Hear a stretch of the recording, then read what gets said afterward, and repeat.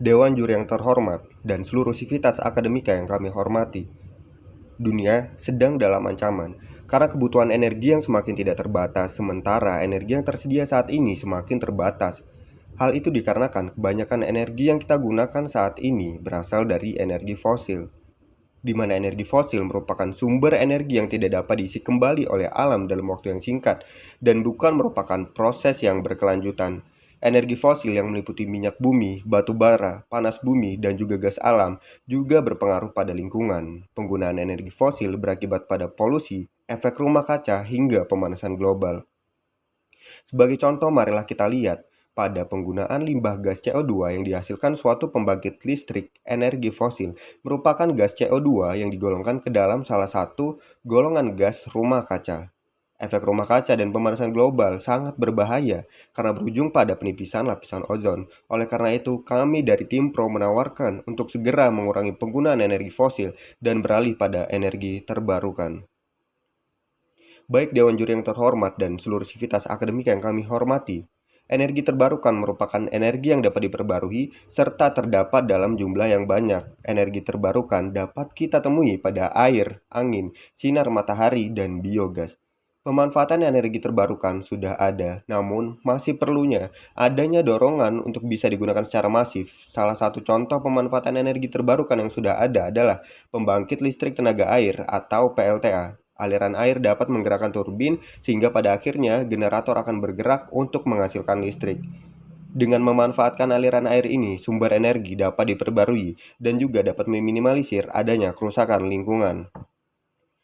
Berdasarkan mosi kita kali ini, mekanisme yang dapat kami bawakan adalah pertama, memberikan sosialisasi pada masyarakat mengenai pentingnya penggunaan energi terbarukan dan juga mengenai dampak yang dihasilkan energi fosil. Belakangan ini, kita mengetahui bahwa peralihan ini membutuhkan proses yang bertahap dan juga sangat berjenjang, namun didukung dengan banyaknya relawan, NGO, dan juga tenaga pendidik yang semakin menyuarakan mengenai pentingnya energi terbarukan akan membantu kami untuk menyadarkan masyarakat mengenai pentingnya transisi penggunaan energi terbarukan dalam rangka mengurangi kerusakan lingkungan. Maka dari itu, kami akan mendukung juga dan memberikan akses bagi perusahaan-perusahaan untuk melakukan pengembangan energi terbarukan yang kemudian pemerintah juga akan mengalokasi dana yang dikeluarkan pada energi fosil untuk kepentingan pengembangan energi terbarukan. Baik, Dewan Juri yang terhormat, seperti yang kita ketahui, energi fosil bersumber dari fosil tumbuhan dan juga fosil hewan dan membutuhkan waktu berjuta-juta tahun untuk kemudian bisa kita kelola, yang dimana jumlahnya tentu saja sangat terbatas. Hal ini berbeda dengan energi terbarukan yang bersumber dari air, angin, sinar matahari, dan biogas yang dapat kita temui setiap harinya. Selain itu, energi terbarukan lebih ramah lingkungan dan juga dibandingkan dengan energi fosil yang dapat menghasilkan gas CO2 dan dapat merusak lingkungan. Tim Pro percaya bahwa energi terbarukan akan terjustifikasi untuk diimplementasikan saat ini. Pemerintah sebagai pemimpin harus sadar bahwa isu lingkungan adalah isu yang penting untuk dibahas saat ini. Lingkungan adalah tempat tinggal kita, rusak atau tidaknya, lama atau tidaknya umur lingkungan bertahan, tergantung pada bagaimana kita menyikapi kerusakan lingkungan yang terus terjadi. Kita bisa melihat bagaimana pabrik-pabrik dan kendaraan bermotor terus-menerus menggerus energi fosil dan menghasilkan polusi yang berdampak buruk pada lingkungan. Tentu saja masyarakat tidak ingin terus tinggal pada lingkungan yang buruk karena akan berdampak pada kesehatan dan penurunan kualitas hidup. Sehingga dalam hal ini yang diajukan pemerintah untuk segera beralih pada energi terbarukan adalah hal yang tepat dilakukan saat ini. Baik Dewan Juri yang terhormat dan seluruh sivitas akademika yang kami hormati, mari kita lihat apa benefit yang didapatkan bila kita melakukan transisi pada energi terbarukan. Bagi pemerintah, citra pemerintah tentunya akan baik. Pemerintah akan dinilai peduli terhadap lingkungannya. Pemerintah akan dinilai peduli untuk segera memanfaatkan energi terbarukan, di mana energi fosil yang tersedia saat ini memang terbatas dan juga pemerintah tidak bergantung pada energi fosil yang mahal dan juga pemerintah telah melakukan investasi jangka panjang. Baik, benefit bagi masyarakat adalah energi terbarukan dinilai lebih murah, lebih bersih, dan lebih ramah lingkungan. Sehingga dalam hal ini, energi terbarukan memang memberi manfaat bagi berbagai pihak dan juga energi terbarukan dapat menjadi solusi atas terbatasnya energi fosil. Cukup. Terima kasih. Ada dua poin utama yang saya bawakan kali ini. Yang pertama adalah justifikasi dan yang kedua adalah manifestasi terkait buruknya penggunaan energi terbarukan. Tetapi sebelumnya apa yang ditawarkan dari tim kontra itu sendiri? Tim kontra menawarkan bahwa tetap mengikuti status quo yang ada, di mana kita menggunakan energi fosil seperti minyak bumi, batu bara, gas alam yang masih relatif aman dan tidak bermasalah. Dan yang kedua, jikalaupun bermasalah, menurut tim kontra tetap perlahan kita bertransisi atau berganti ke energi yang dapat didaur ulang seperti inovasi biji jarak yang lebih optimal dibandingkan energi terbarukan. Selanjutnya, bantahan mengenai argumen yang telah dipaparkan oleh tim pro itu sendiri. Yang pertama, tim pro berbicara mengenai masalah lingkungan. Iya, prevalensi yang ada pencemaran lingkungan merupakan salah satu permasalahan yang dihadapkan saat ini. Namun, tidak dipungkiri, baik dari aktor internasional maupun NGO sudah sadar apa bentuk kesadarannya. Telah ada Kyoto Protocol, Paris Agreement, Rusia dan Amerika telah menciptakan nanoteknologi, maupun China di mana Xi Jinping berusaha menekan angka emisi gas. Maupun NGO lainnya yang telah mengingatkan kita tidak membuang sampah di laut ataupun menggunakan kendaraan umum untuk mengurangi CO2. Sehingga problematika yang dipaparkan oleh tim pro itu sendiri tidak terlalu utopia dan terlalu besar, sehingga urgensi dalam mengikuti proposal tim pro tidak terlalu penting. Yang kedua, mengenai perusahaan. Seperti yang diketahui, jikalau adanya regulasi yang mengharuskan memakai energi terbarukan seperti panel surya sangat menyusahkan perusahaan itu, dikarenakan dalam penggunaan energi terbarukan sangat membutuhkan biaya yang besar. Contohnya, panel surya memiliki harga puluhan juta, dan jikalau dihitung dalam satu perusahaan yang menunjang listriknya membutuhkan beberapa panel surya para sekalian. Sangat ironis bagi perusahaan-perusahaan yang tidak memiliki budget yang besar, dikarenakan tidak semua perusahaan memiliki privilege yang sama, privilege yang bagus dalam membeli atau mengelola energi terbarukan. Selanjutnya, pindah ke argumen. Yang pertama ialah justifikasi. Walaupun energi terbarukan seperti angin, air, cahaya matahari, dan lain-lain mampu menghasilkan energi, namun output yang dihasilkan tidak dapat dikomparasikan dengan energi fosil pada sekalian. Buktinya ialah dibutuhkan beberapa panel surya untuk menghidupkan listrik dalam satu rumah. Sehingga apa yang perlu ditarik dari kasus tersebut? Yang perlu ditarik ialah tidak optimalnya hasil yang diberikan oleh energi terbarukan. Dibutuhkannya teknologi yang lebih canggih dan efisien untuk mengolah tersebut, dengan keterbatasan baik dari segi SDM, keuangan, teknikalitas sangat menghambat, sehingga terlalu utopia bagi tim pro dalam membuat energi terbarukan sebagai energi utama. Selanjutnya, energi fosil masih mudah diakses, di mana banyaknya subsidi dari pemerintah baik BBM, gas LPG dan lain sebagainya. Gambaran ini merupakan bukti bahwa tetap diperlukannya energi fosil. Perlu dipertimbangkan aktor-aktor yang membutuhkan seperti keluarga yang memiliki ekonomi menengah ke bawah yang sangat sulit mendapatkan akses teknologi terbarukan yang bergantung pada energi fosil. Kita tidak mau masalah lain muncul akibat optimalisasi energi fosil. Maka konklusi dari argumen pertama ialah tidak perlunya optimalisasi energi terbarukan dengan alasan tidak optimal dan merugikan masyarakat pada akhirnya. Selanjutnya ialah manifestasi. Pemerintah akan memiliki citra buruk karena tidak mempertimbangkan rakyat yang rentan seperti keluarga menengah ke bawah dan perusahaan yang memiliki kapasitas yang terbatas untuk memenuhi standarisasi penggunaan energi terbarukan. Pemerintah akan dianggap pro-kapitalisme yang hanya mementingkan dan bias ke aktor-aktor seperti perusahaan raksasa yang memiliki dana besar dalam membeli teknologi energi terbarukan ataupun orang-orang yang memiliki kuasa atau kapabilitas dalam menjangkau pengelolaan energi terbarukan. Hal ini sangat tidak adil bagi pemerintah. Pemerintah harusnya memperhatikan seluruh elemen tanpa memandang bulu. Apa implikasi kedepannya bagi pemerintah dan masyarakatnya?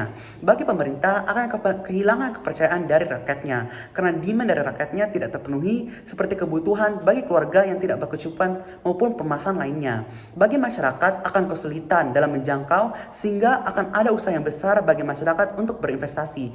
Perlu dipertimbangkan bahwa kondisi perekonomian masyarakat Indonesia sangatlah tidak stabil sehingga hal ini tidak strategis bagi pengoptimalisasi teknologi energi terbarukan di Indonesia itu sendiri. Sehingga berdasarkan dua argumen di atas, tim kontra telah menjawab poin penting dari debat kali ini, yaitu yang pertama ialah justifikasi kenapa kita tidak perlu melakukan optimalisasi energi terbarukan, dan yang kedua adalah problematika saat ini yang urgent atau penting apa saja, dan yang ketiga ialah manifestasi ke depannya yang berimbas kepada stakeholder penting seperti masyarakat maupun pemerintah. Demikian argumen dari tim kontra dalam mosi optimalisasi energi terbarukan. Terima kasih. Dewan Juri yang terhormat, perdebatan kali ini membahas tentang pertimbangan penggunaan energi terbarukan daripada penggunaan energi fosil dalam aktivitas yang dijalankan oleh manusia. Tim pemerintah berangkat dari urgensi di mana penggunaan energi fosil yang semakin tidak terbendung dalam kehidupan manusia. Padahal energi fosil ini merupakan energi yang tidak dapat diisi kembali dari alam dalam waktu yang singkat dan bukan merupakan proses yang terbarukan.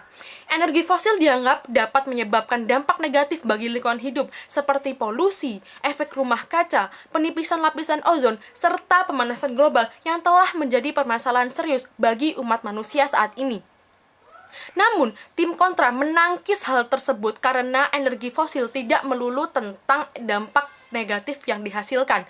Polusi dan permasalahan lingkungan merupakan buah dari pemerintah yang tidak dapat menyelesaikan permasalahan polusi dari kendaraan.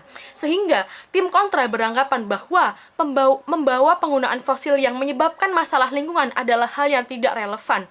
Tetapi di sini kita perlu menggarisbawahi bahwa pemerintah cenderung lebih unggul karena kita tidak bisa mengelak bahwa memang penggunaan energi fosil menghasilkan dampak yang serius bagi lingkungan jika tidak diberi perhatian yang lebih. Kemudian, tim kontra juga menjustifikasi adanya perbedaan yang cukup signifikan dalam penggunaan energi terbarukan dari energi fosil. Kebijakan penggunaan energi terbarukan oleh pemerintah dinilai tidak mampu menyamai tingkat efektivitasan penggunaan energi fosil, di mana pada saat ini energi fosil cenderung lebih mudah dimanfaatkan oleh masyarakat karena ada subsidi yang diberikan oleh pemerintah. Jadi, ketika pemerintah menerapkan penggunaan energi terbarukan ini dianggap sebagai pro-kapitalisme yang hanya mementingkan aktor-aktor berupa perusahaan besar yang hanya memiliki dana besar untuk memanfaatkan energi terbarukan. Masyarakat akan kesulitan untuk mengakses berbagai fasilitas sehari-hari karena harga yang melambung dan mereka akan cenderung tidak lagi percaya kepada pemerintah. Dengan semua justifikasi dan manifestasi yang disampaikan oleh tim kontra, menurut saya, tim pemerintah dapat menjelaskan kondisi yang lebih visioner terhadap kondisi saat ini, di mana kita semua mengetahui bahwa energi terbarukan akan dapat dimanfaatkan kapan saja dan tidak akan pernah habis. Jika kita terus bergantung pada penggunaan energi fosil yang mahal dan sangat terbatas, maka jika energi tersebut habis, akan menimbulkan hal-hal yang tidak diinginkan. Sehingga, langkah untuk mengubah penggunaan energi terbarukan merupakan hal yang harus dilakukan oleh pemerintah untuk menyesuaikan kondisi saat ini. Tak hanya berdampak positif bagi keadaan masa kini, tetapi juga berdampak positif bagi kondisi di masa depan. Sekian, terima kasih. Dewan Juri yang terhormat, Indonesia dengan segala kekayaannya memiliki sumber daya mineral yang sangat melimpah. Direktur Jenderal Mineral dan Batu Bara Kementerian Energi dan Sumber Daya Mineral, Bapak Bambang Gatot Arianto, menyebutkan bahwa cadangan mineral di Indonesia masih cukup besar. Per tahun 2021, sumber daya batu bara di Indonesia mencapai 148 juta ton, emas primer 15 juta ton, tembaga 14 juta ton, serta bauksit mencapai 2 juta ton. Berdasarkan Undang-Undang Nomor 3 Tahun 2020 sebagai perubahan atas Undang-Undang Nomor 4 Tahun 2009 mengamanatkan Indonesia untuk tidak lagi mengekspor bahan mentah. Sehingga status quo yang terjadi saat ini adalah pemerintah dipaksa untuk memutar otak guna mengoptimalisasi hilirisasi pemanfaatan energi mineral agar Indonesia tidak lagi mengekspor bahan mineral mentah. Untuk mengoptimalkan pemanfaatan bahan mineral mentah, maka pemerintah sedang menggencarkan program hilirisasi atau yang biasa kita kenal sebagai pemurnian dan pengolahan bahan mineral di dalam negeri sendiri. Pada tahun 2022 mendatang, Kementerian Energi dan Sumber Daya Mineral memproyeksikan 52 smelter yang digunakan sebagai titik pengolahan berbagai sumber daya mineral. 52 smelter tersebut terdiri dari 29 smelter nikel, 9 bauksit, 4 besi, 4 tembaga, serta 2 mangan, serta 4 seng dan timbal. Upaya tersebut diharapkan mampu memberikan kontribusi bagi Indonesia agar tidak lagi mengekspor bahan mineral mentah dari luar negeri. Saya akan menjelaskan mengapa status quo yang terjadi saat ini, di mana Indonesia hanya mengekspor bahan mineral mentah, adalah kondisi yang sangat merugikan negara Indonesia. Ketika bahan mineral tersebut hanya diekspor dalam bentuk mentahan, maka nilai jual yang dihasilkan tidak akan setinggi barang jadi yang sudah kita olah terlebih dahulu. Inilah urgensi kita saat ini. Mengapa Indonesia hanya mengolah bahan mineral yang melimpah hanya dalam bentuk mentahan saja, padahal Indonesia bisa memanfaatkan bahan tersebut menjadi barang jadi yang memiliki nilai yang lebih tinggi. Mari saya jelaskan mengapa pembangunan 52 smelter ini sangatlah penting dalam mendukung adanya hilirisasi di dalam negeri sendiri. Alasan terbesar bagi pemerintah untuk merealisasikan 52 smelter ini adalah hilirisasi akan membuat bahan mineral memiliki nilai tambah dan bisa memastikan bahwa ketersediaan produk turunan bahan mineral di dalam negeri terpenuhi bagi industri di dalam negeri. Ketika bahan-bahan mineral seperti tembaga, nikel, emas, timah, bauksit, dan juga aluminium dimanfaatkan secara optimal, maka semua bahan tersebut dapat menjadi potensi yang besar bagi pemenuhan kebutuhan industri di dalam negeri sendiri. Komponen bahan mineral seperti stainless steel, aluminium, dan nikel menjadi salah satu bahan baku penting dalam pembuatan produk-produk rumah tangga seperti oven, panci, rice cooker, dan masih banyak lagi. Namun, produk-produk tersebut masih menggunakan bahan turunan mineral dari luar negeri karena kurangnya pasokan bahan turunan mineral di dalam negeri sendiri. Jadi, industri di dalam negeri tidak perlu susah payah lagi untuk mengimpor bahan-bahan turunan mineral dari negara lain. Mereka hanya perlu memanfaatkan bahan mineral turunan yang berasal dari negeri sendiri.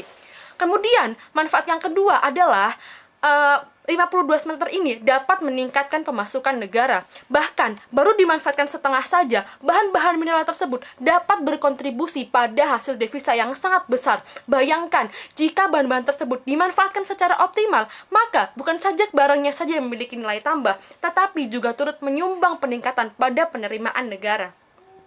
Tak hanya berhenti sampai di situ, pembangunan 52 smelter ini juga akan sangat berdampak baik bagi masyarakat Indonesia itu sendiri. Lokasi-lokasi tertentu yang diubah menjadi smelter-smelter pertambangan akan menyerap banyak tenaga kerja dalam jumlah yang sangat banyak, sehingga kehadiran smelter tersebut akan menambah lapangan pekerjaan serta mendukung pertumbuhan ekonomi di daerah yang memang terkenal akan lokasi pertambangannya. Saya akan kembali menegaskan bahwa tim yang berhak memenangkan perdebatan kali ini adalah mereka yang mampu menjelaskan langkah optimal bagi Indonesia untuk tidak lagi mengekspor bahan mineral mentah, sehingga pembangunan 52 smelter ini yang direncanakan akan selesai pada tahun 2022 merupakan langkah yang tepat bagi Indonesia. Sekian dari saya, terima kasih.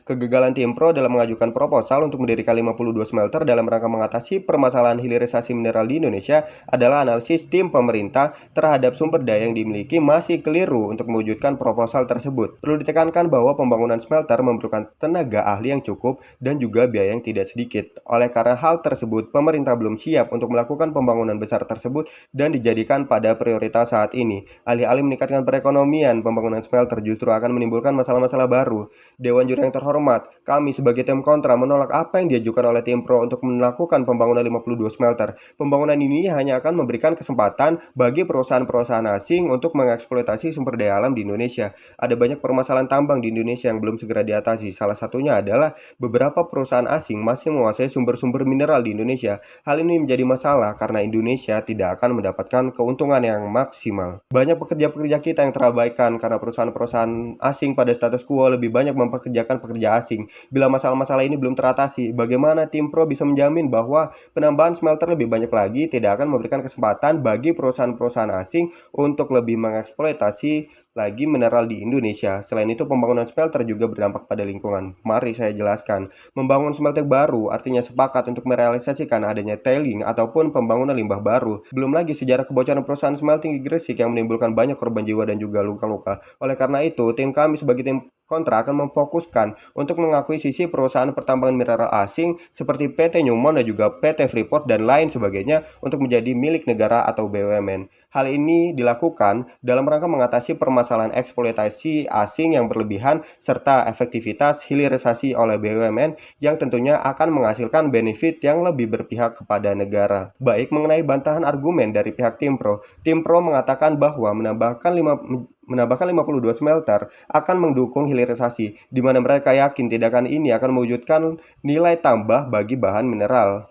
Menurut kami, Timpro agak sedikit meleset dalam menentukan proses kebijakan yang tepat untuk merealisasikan hal tersebut, di mana penambahan smelter baru berarti melakukan pembangunan dan mengeluarkan biaya untuk mencari lahan-lahan baru, bukan berfokus pada pengatasan masalah hilirisasi. Sedangkan kami dari tim kontra dalam proses akuisisi oleh BUMN menggunakan efektivitas pada smelter yang sudah ada dan kemudian kami bisa berfokus pada pengoptimalan hilirisasi tersebut. Timpro juga mengatakan bahwa penambahan menjadi 52 smelter dalam rangka mewujudkan hilirisasi yang baik dan dapat meningkatkan pemasukan negara. Bagaimana pemerintah bisa mengatakan hal tersebut? Sedangkan dalam status quo banyak perusahaan-perusahaan smelter masih dikuasai oleh asing. Sedangkan begitu, keuntungan yang kita dapatkan hanya sebatas pada pajak-pajak perusahaan asing tersebut. Belum lagi kerusakan lingkungan di negara ini tentunya juga akan menimbulkan biaya kerugian-kerugian yang dapat ditanggung oleh negara. Sedangkan kami melalui akuisisi oleh BUMN sudah jelas bahwa hilirisasi akan kami lakukan dalam rangka mewujudkan keberpihakan keuntungan pada negara